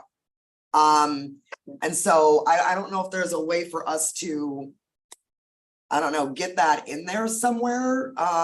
It is about your ability to also look in the mirror, take feedback, be reflective, and you have a responsibility to kind of create the kind of environment where people can show up and really be an asset to the organization. And then the only other thing for me is I do appreciate the unwavering advocacy for our students. Of course, the plans and the systems thinking, I think that's key.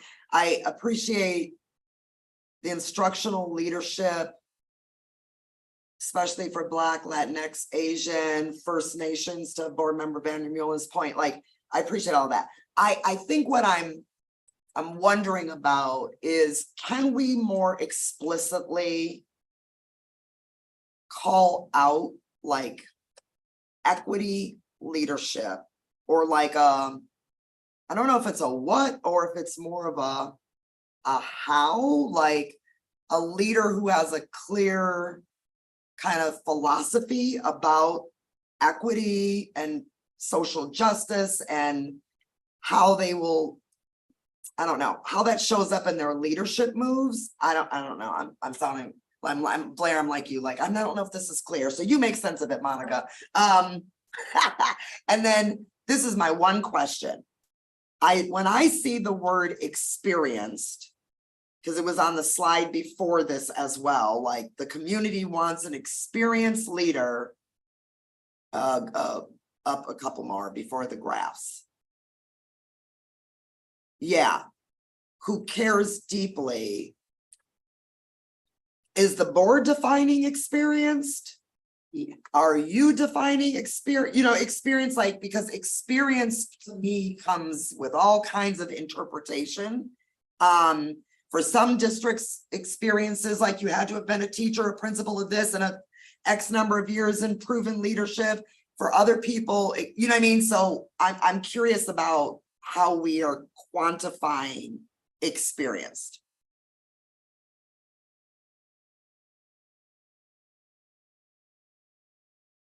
It's a great question, and it is something we need to discuss. You know, there are differing points of view often around what we mean by experience. Sometimes a board is very clear. They want someone who's been a career educator, where other boards are very open on this question. Some want a minimum of 10 years. Some have a strong preference for people who have been in the superintendent's seat in the past, which Alma usually advises against, because the superintendent seat is not diverse today in this country. So it really constrains the diversity of potential candidates. However, I do think it's a good question to pose to your colleagues as to, is there a minimum set of years experience, and you know, what that kind of ideal profile looks like for you?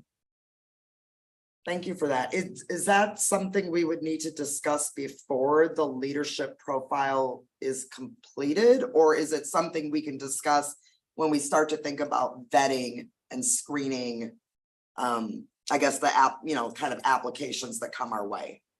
Yeah, so it's a good question. I think that there are certain, so actually two things you mentioned, this piece, but also if you want to have a job profile that has specific outcomes, which would be more like the criteria you would evaluate even the sitting superintendent against once in the role. If we were considering those for the job profile, we might need to consider planning an additional conversation. So I think that's something for us to discuss, if that's something you want to do. If we don't have the time, what the ALMA team can do is we can make our best starting guess and then allow the board to review that, react to it, rather than having a planned conversation about things like that. Okay. Thank you for that. All right, Board Member Muldrow. Thank you so much. Okay, so my first question kind of teases out a little bit of what, or my first ad, a little bit of what I think Nichelle was talking about, or Board President Nichols, and Board Member Mosner-Feltman. I'll just say this: if you go to the very last slide, the one right before kind of the wrap up, one of the things that I always think is interesting is just like, do these things align with what qualifies you to be a superintendent in Wisconsin? Because no one ever says like meets the requirements of this state. I do want to emphasize that that's important. And I think that's important in part because one of the requirements to be a superintendent in this state is that you've taught.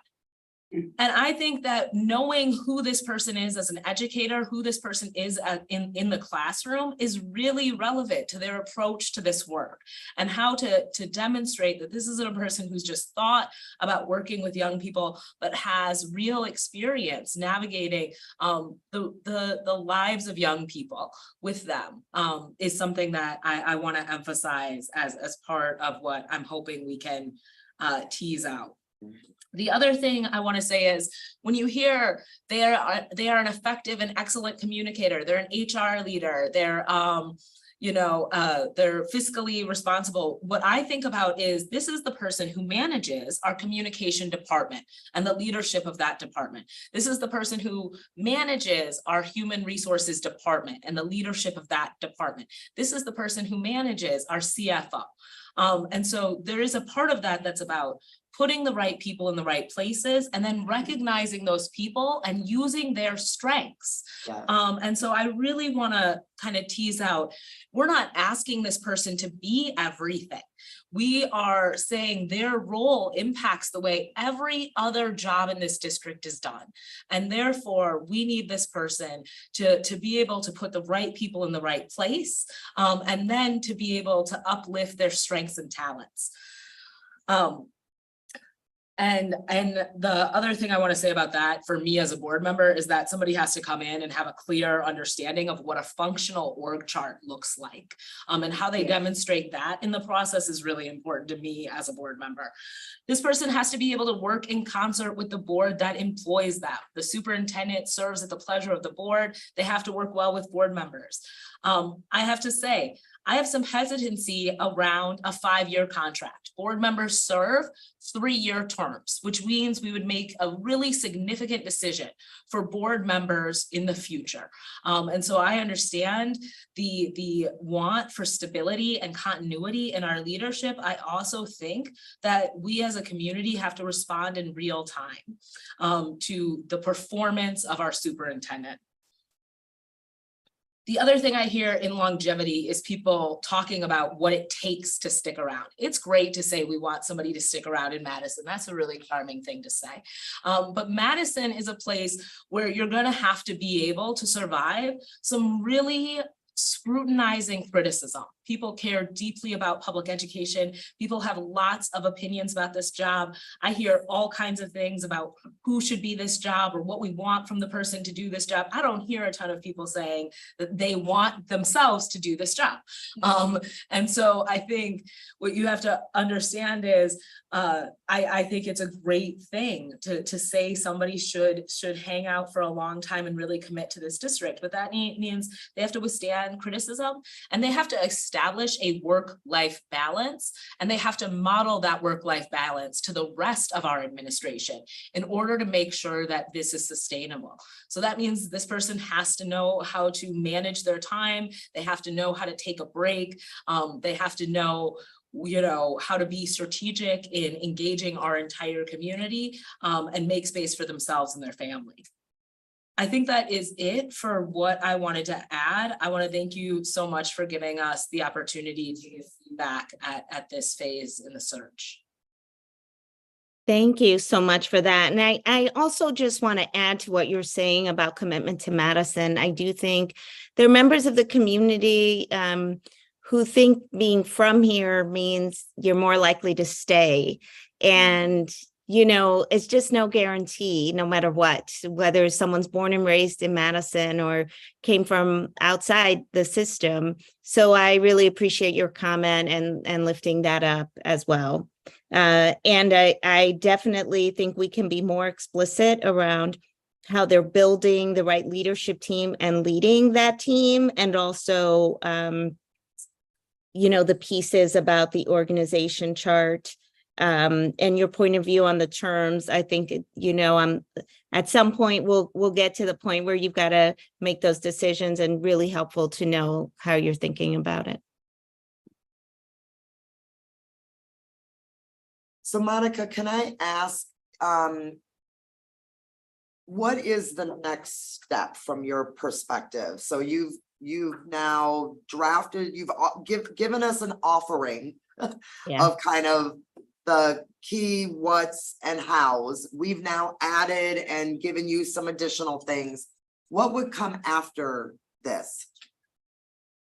Yeah, so the next steps are for Alma to draft an actual profile and to have the board review it. I believe you have another meeting on October 30th. Yes, our regular board meeting. We would love to target that meeting for the opportunity to discuss and vote on the profile. So I think there's a question that we need to resolve about whether people can either provide feedback to us before that board meeting. But that would be our next step. We would really like to get the job posted before the end of the month. We just need to ensure that every board member is in agreement with what's in the profile before we post it. Yeah, so that's the story. We have Ben here who can provide legal support. So here's my wondering. If Monica takes the feedback she received tonight, or the Alma team does, drafts the first version of the leadership profile and sends it back to us as board members, we can take that draft and we can make revisions as long as we're just sending it back directly to Monica, right? Individually. Yes. Okay. And then, so I think we could do that. And then what would be good to know is like, what are the deadlines for you to get that last version of feedback? Yep. And then board members, you all are hearing that then the second draft, which hopefully is very close to the final, would come to us at the regular Board of Education meeting on October 30th. Yeah. We would publicly, hopefully, be voting to approve and accept that leadership profile at that meeting. Yeah. Okay. The one thing that we discussed tonight, which I think is still unanswered from my perspective, is that if we wanted, and I don't think we're ready for this, I'll just say that, that's my own opinion.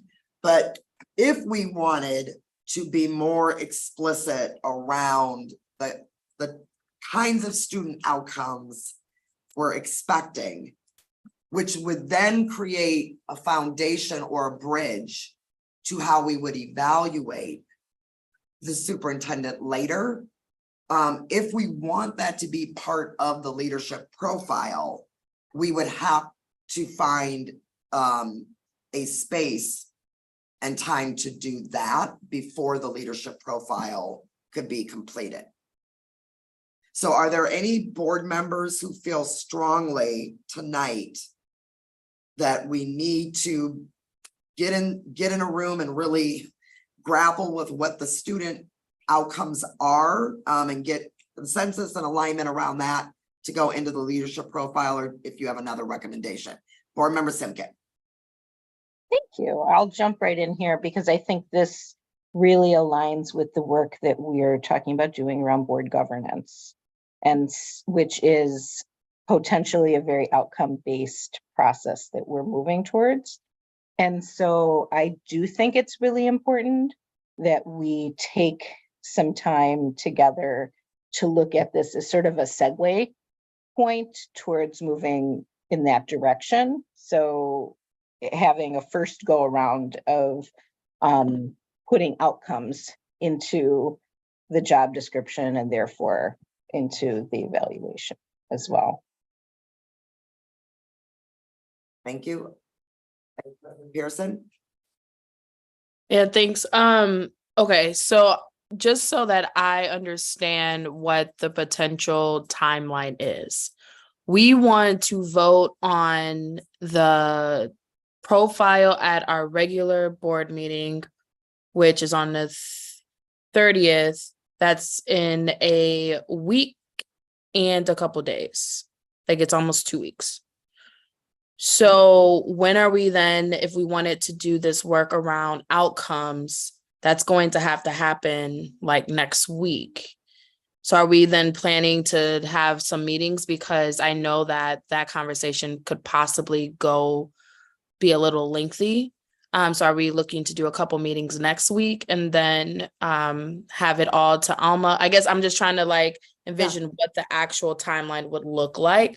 I'm interested in doing it, but at the same time, I want to be realistic on what we can actually accomplish in adding that piece to it. I do agree that it is important so that folks know like what we are expecting the outcomes to be as they are applying for this, but I also understand our limitations. So I'm just asking like what are we Yes. envisioning? Yeah, so if we were going to move in the direction of talking about the outcomes and the results that we expect, we would not be able to do that and have a leadership profile to vote on at October 30th. It just wouldn't work out. Yeah. I would also say in the board governance conversation, we're hoping to have some initial board development at our November retreat. And usually there's more of a foundational conversation before we kind of jump into the student results conversation. I do agree with you, Laura, that it is important that it would be good to get this established this year while we're in the hiring process.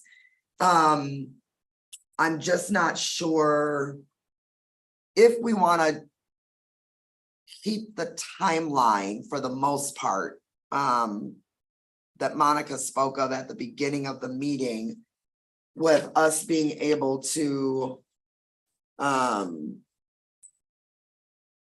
a early, what did you say, early recruitment and Yeah. kind of Having our goal is to be able to begin screening candidates in as early as December.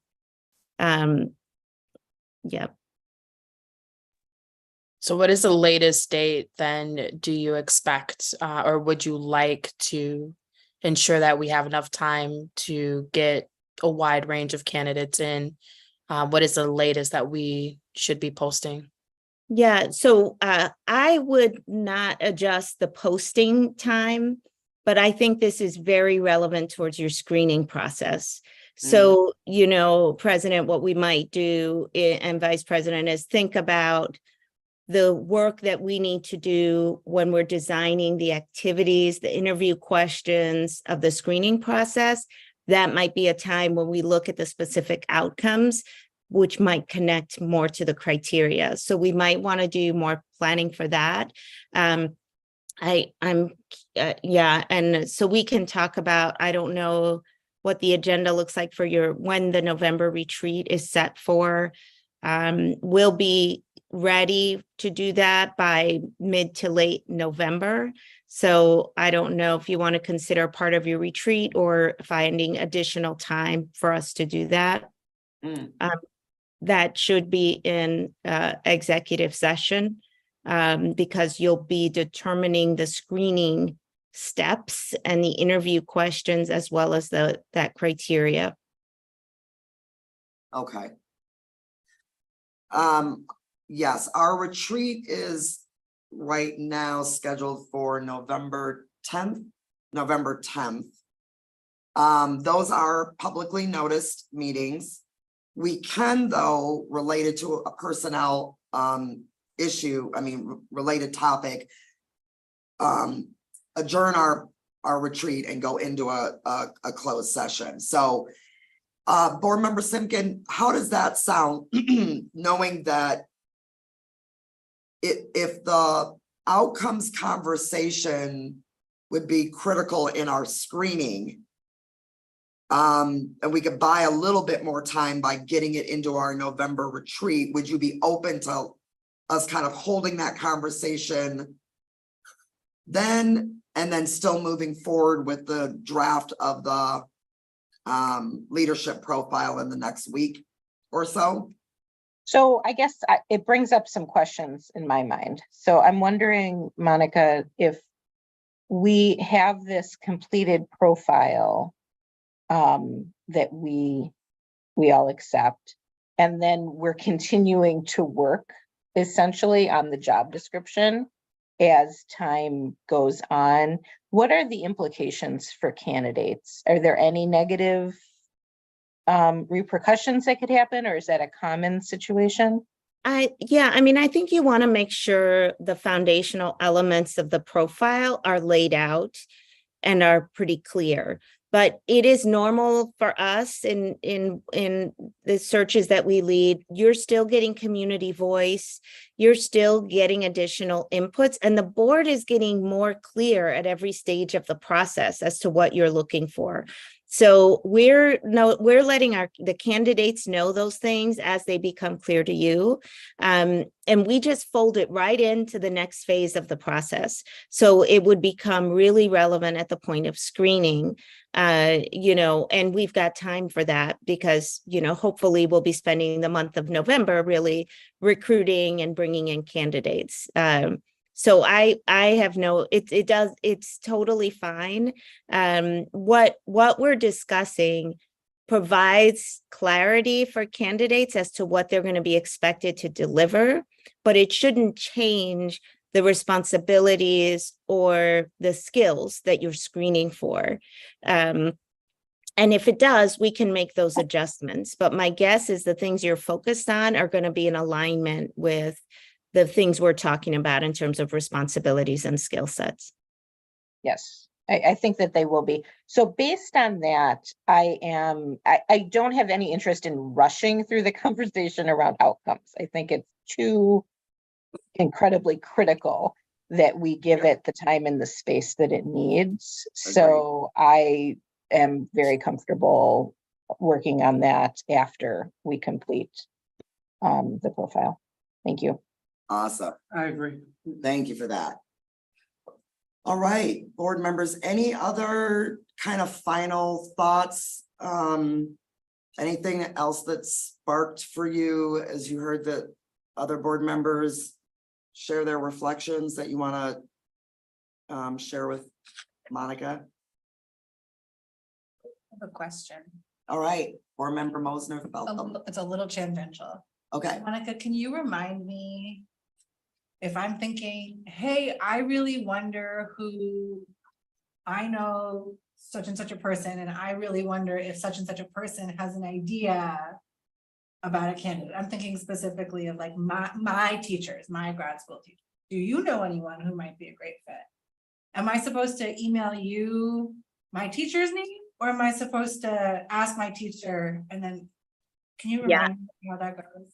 You are I know welcome. I'm supposed to stay out of it. No, thank you for asking that. You're welcome to ask far and wide for recommendations and send them our way. So Okay. we would prefer if someone is suggested to you that you connect them with us and get them into our process rather than you beginning to talk to them before they've gone through our process. But we would love for every single board member to play an active role in, letting us know people that you think we should reach out to, letting us know, connecting us. If someone comes your way and says they're interested, just go ahead and connect them with us over email or text, whatever it is. We'll take it from there. We really appreciate that. So you are more than welcome. The thing I was referring to earlier is that once we start talking about candidates, that you're not doing sort of your own background research and talking to people who might know them to hear what they have to say about the leaders. That's where you can really hurt the integrity of the process and introduce bias that's hard to undo. But getting people to us to apply, bring it on. We want as many as you can think of. Thanks. Vice President Pearson. Okay, so just remind me again, because I know we've thrown out a lot of dates, the next steps for us to move forward. We'll get the updated profile hopefully next week, or can you just go back through the dates? Sorry. No, absolutely. So we're going to take this input and build the profile. I didn't actually give specific dates, so let me make some commitments to you right now. We can have the profile to you by Monday, October 23rd. The meeting is on the 30th. If it's at all possible to get feedback by Thursday, the 26th, that will give us enough time to incorporate that feedback. If you need more time, we'll understand. But probably the 29th would be the latest. I know the board likes to receive things ahead of time. So yeah. President, were you going to say something there? Yeah, I was gonna confirm. I believe Thursday, the 26th is when our board agenda goes public. It goes to the board the 26th and then public the 27th. Okay, it would go, so let me clarify. It goes public on Friday, the 27th, and yeah, so feedback by the 26th should work. I think we'd still be able to get it attached to our agenda. Yes. So would you want the revised version by that Friday? I'm looking to Jesse. That would be ideal, right? Yeah, we could also kind of do it like what he did today. We did with the timeline that we would send it out. Either over the weekend to give it a little bit more time. So it wouldn't necessarily go out with the board packet, it would follow up. That's like what we did for tonight. We posted the meeting on Thursday, and there was so much data together that we allowed it. Okay, Is that making sense? yes. Sorry. I would say if people could try to protect time and get us feedback on Tuesday or Wednesday, we would really appreciate it. And so if it's not all of you getting us, your individual feedback on Thursday for us then to create that version, we can get as close to possible. But if we could have through the weekend, that will help us, but we can try our best to have it by Friday.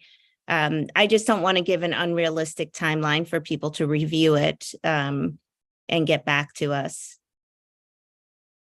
Okay. Can you use the actual dates? I'm sorry, because I'm trying to conceptualize Thursday. Do you mean like this Thursday, the 26th Thursday? I guess No, what?